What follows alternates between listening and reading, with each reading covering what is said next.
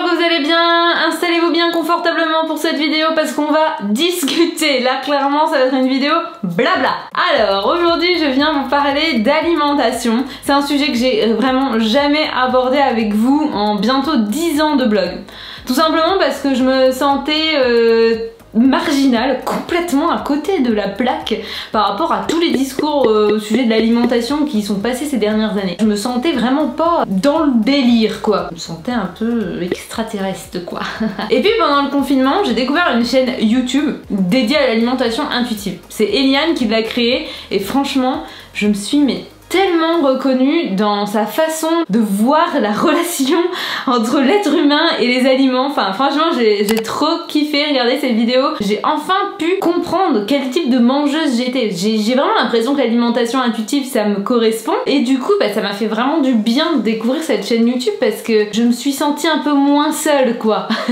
Avant toute chose, je tiens à préciser qu'on parlait d'alimentation mais uniquement de mon alimentation et ça je vais vous l'écrire en grand, en gras et en surligné. C'est mon alimentation. Ça ne regarde que moi et clairement je suis très en phase, très satisfaite de mon alimentation. J'aime ce petit équilibre que j'ai autour de la nourriture et j'aime mon rapport à la nourriture. Je ne cherche aucune approbation de votre part concernant mon alimentation. J'ai juste envie de vous partager mon ressenti par rapport à la nourriture de façon très franche, honnête, transparente comme j'en ai l'habitude. Voilà, sur d'autres différents sujets divers et variés qu'on a l'habitude d'aborder sur cette chaîne YouTube. Mais en aucun cas je vous dis que mon alimentation est une alimentation à suivre. En aucun cas, je ne suis là pour vous donner des conseils sur l'alimentation, je vous parle uniquement de mon expérience. Et ça, c'est très important, je pense, de le surligner avant d'aller un peu plus loin dans cette vidéo.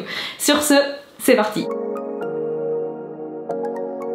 Dans cette première partie, je voulais qu'on parle un peu des bases en fait, parce que je pense que je ne serais pas la mangeuse d'aujourd'hui sans l'éducation que j'ai eue autour de la nourriture. Mes parents, ils m'ont toujours fait manger de tout, ils m'ont toujours fait goûter de tout, mais ils m'ont jamais forcé à finir une assiette, à manger des choses que je n'aimais pas ou que je ne voulais pas. Il n'y a jamais eu d'interdiction à la maison, il n'y a jamais eu de régime à la maison, et il y a toujours une grosse notion de plaisir. Tous les dimanches, on avait ce petit rituel où on mangeait soit un plateau de fromage ou soit des pizzas qu'on commandait au camion pizza du coin. On calculait pas en fait, on se faisait plaisir et le lendemain on allait s'autoréguler, se manger des légumes, des choses comme ça. Mes parents m'ont jamais poussé à manger des fruits au goûter, mais il y avait toujours des fruits chez nous, il y avait toujours du chocolat chez nous. Je mangeais ce dont j'avais l'intuition de. Le midi on allait manger chez ma grand-mère qui a une cuisine un peu plus riche avec un peu plus de beurre et entrée, plat, dessert, tout ça. Le soir si on n'avait pas faim, c'était pas grave, on sautait le repas et il n'y avait pas du tout mort d'homme. On ne se forçait pas à se mettre à table et à manger si on n'avait pas faim parce que le midi on avait beaucoup mangé. Il n'y avait pas de pression vraiment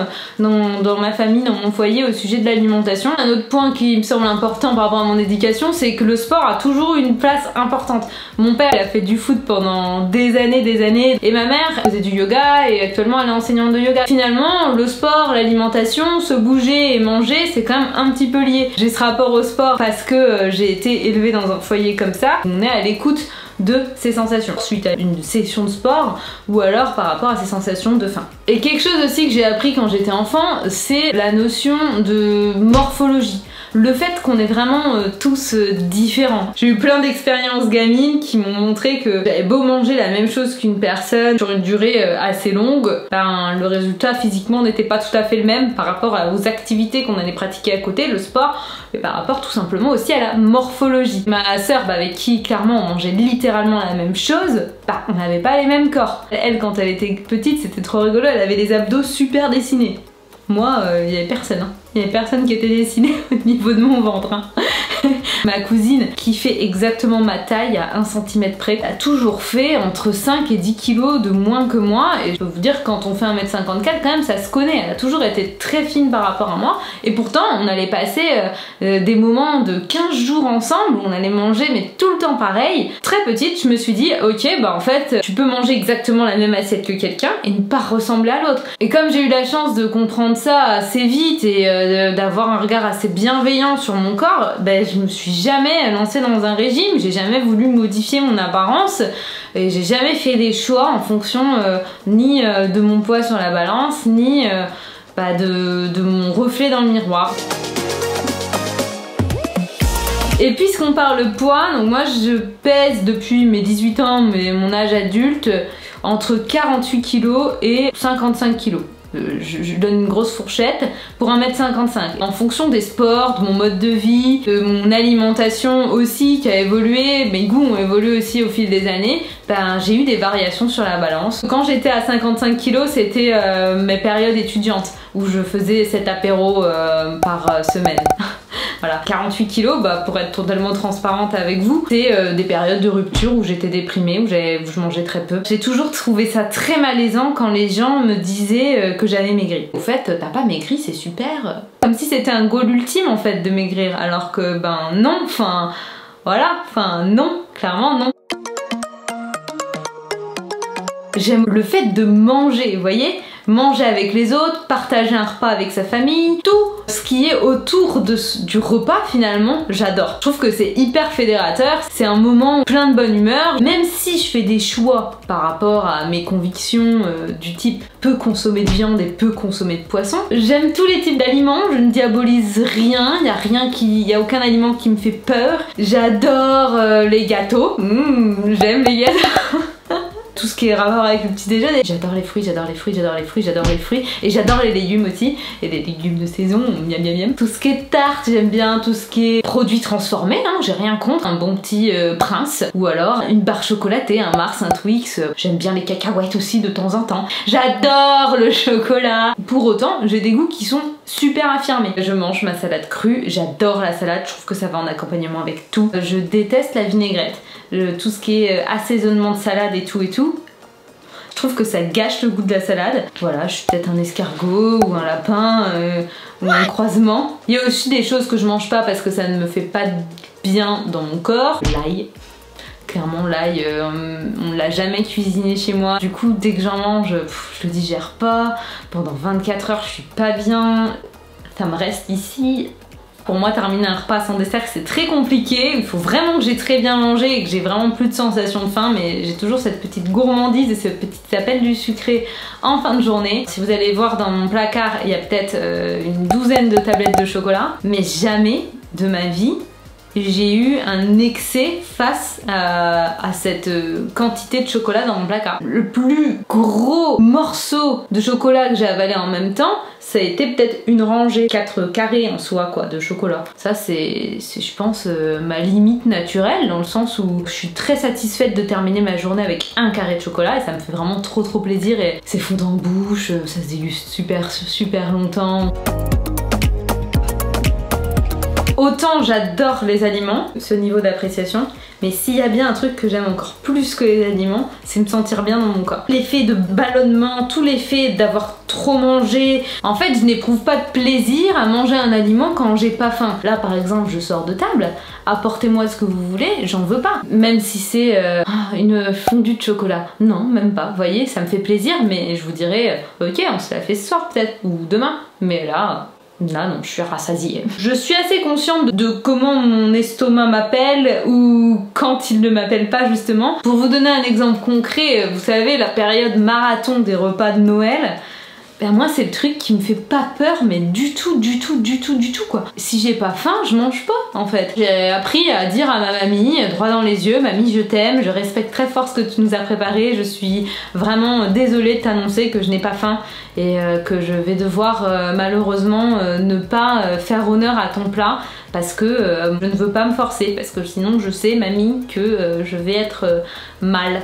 Je vais être indisposée, je vais avoir des ballonnements, je vais avoir mal au ventre pendant plusieurs heures. Donc je ne veux pas la chandelle que je mange sans faim. Je vous avoue que c'était un petit peu touchy au départ quand t'essaies d'expliquer à ta grand-mère que t'as pas faim et que les mamies elles sont plutôt en mode tu veux pas te resservir une troisième fois ma petite fille chérie. Il m'arrive aussi pendant des grands repas de famille de choisir uniquement de manger des accompagnements, de me passer de viande parce que je suis pas très viande et de zapper le fromage, de zapper une entrée, tout ça, tout simplement parce que j'en ai pas envie, ou alors de prendre des petites quantités, juste ce dont j'ai besoin et ce dont j'ai envie. Pour le coup, j'ai appris un peu à pas manger par obligation sociale. Voilà, ça je pense que c'est un gros déclic que j'ai eu il y a quelques années et qui me fait le plus grand bien au quotidien. J'ai la chance de pouvoir adapter mon mode de vie et mes horaires et de pouvoir manger vraiment quand j'ai faim. Étant donné que je travaille en freelance, à mon propre compte, majoritairement à domicile. Une journée type dans mon assiette, quand je suis au bureau, je me lève rarement avec une sensation de faim. Enfin, je petit déjeune pas, je mange pas sans faim, donc je ne petit déjeune pas quand je me lève et que je n'ai pas faim. Ensuite, la plupart des matinées où je suis au bureau, je fais à peu près 30 pas, peut-être 40 ou 50 quand même pour aller me chercher un thé. En termes de dépenses énergétiques, on est très très bas. Hein. J'ai rarement une sensation de faim quand je passe mes journées sur l'ordi avant 13, 14, 15 heures. Et à ce moment-là, le premier repas que je prends dans la journée, je mange ce que j'ai déjà, ce que j'ai sous la main et ce dont j'ai envie. En fait, quand je fais ma pause du midi, je pense à plein de trucs que j'ai à faire pour l'après-midi et je suis pas dans un mood où j'ai envie de prendre le temps pour manger. Je suis plus dans un mood où j'ai envie de m'alimenter parce qu'il faut que je mette du carburant dans mon corps pour renchaîner sur une après-midi. J'ai juste envie de me remettre au plus vite au boulot pour faire tout ce que j'ai à faire. Je mange soit un espèce de gros petit-déj, espèce de petit-déj 4 heures à base de céréales, porridge, muesli, compote maison, yaourt, des trucs un peu faciles à faire et hyper rapides.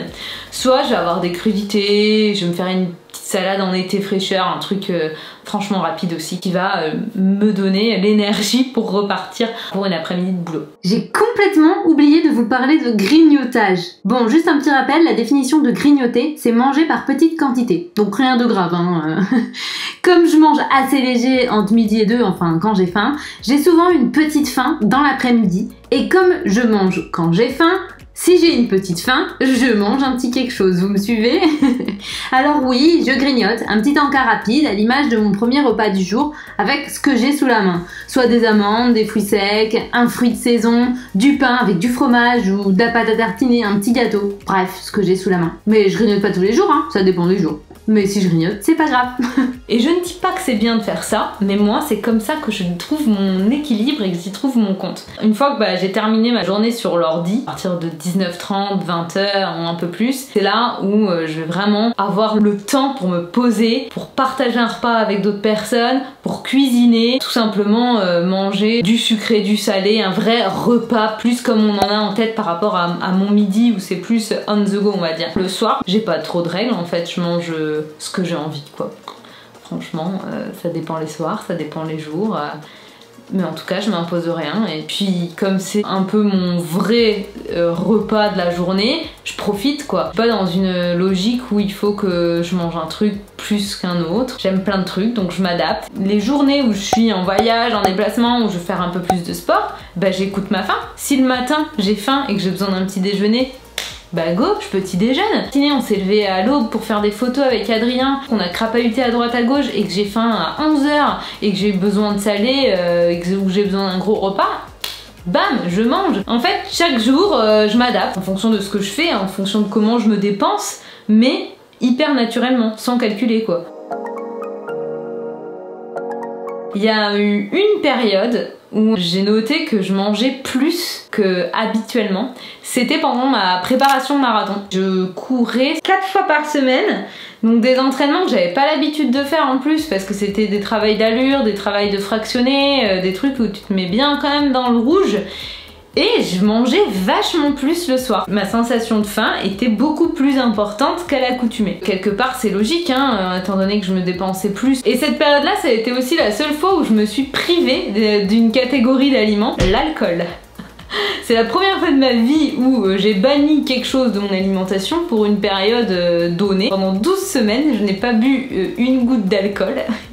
Non pas que j'ai des problèmes avec l'alcool ou quoi que ce soit, hein. Je prends un petit apéro de temps en temps, peut-être en moyenne une fois par semaine. J'avais envie de me lancer ce petit challenge en préparation de marathon parce que il paraît que ça permet de, je sais pas, bien se mettre dans le mou tout simplement. Et parallèlement, après un run, j'ai jamais envie de boire l'apéro. Mon corps me demande de l'eau. De l'eau, de l'eau, de l'eau, de l'eau, de l'eau, de l'eau, de l'eau après courir. Il me faut de l'eau! De l'eau! Donc finalement ça m'a pas vraiment dérangé étant donné que je courais plus de me priver d'alcool parce que j'avais soif d'eau quoi. J'espère que vous aussi vous êtes en phase avec votre alimentation, quelle qu'elle soit. Franchement l'important c'est de se sentir bien dans son assiette, dans son corps, dans son esprit, vraiment.